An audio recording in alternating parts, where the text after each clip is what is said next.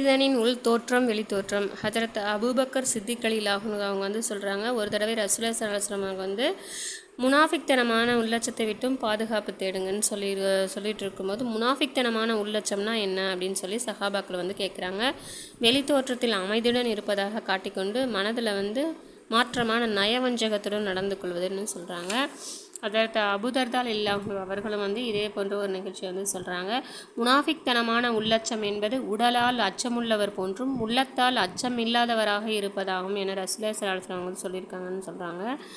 ஹிசு என்னும் உள்ளச்சமாகிறது அல்லாஹ்வை பயப்படுவதும் பார்வையை கீழ் நோக்கி வைப்பதும் ஆகும் என்பதாக ஹஜரத் கதாதா ரலியல்லாஹு அன்ஹு அவங்களும் சொல்லியிருக்காங்க. ஒரு தடவை வந்து ஒரு மனிதர் தொழுது கொண்டிருக்கும்போது தன் தாடியை வந்து கையினால் தடவி கொண்டிருப்பதை வந்து ரசூலுல்லாஹி ஸல்லல்லாஹு அலைஹி வஸல்லம் அவர்கள் பார்த்தபோது, இவரின் உள்ளத்தில் இறையச்சம் இருந்தால் உடல் உறுப்புகள் அனைத்தும் அமைதியாக இருக்கும்னு சொல்லியிருக்காங்க.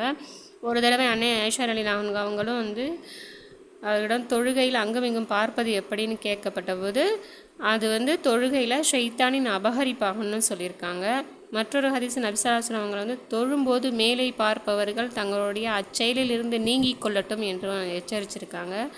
நம்ம வந்து தொழுகையை அல்லாஹ்வை புகழ்வதற்கும் நம் தேவைகளை நிறைவேற்றுவதற்கும் நம் நன்மையை பெறுவதற்கும் அதுக்காக தான் நம்ம வந்து தொழுகிறோம்.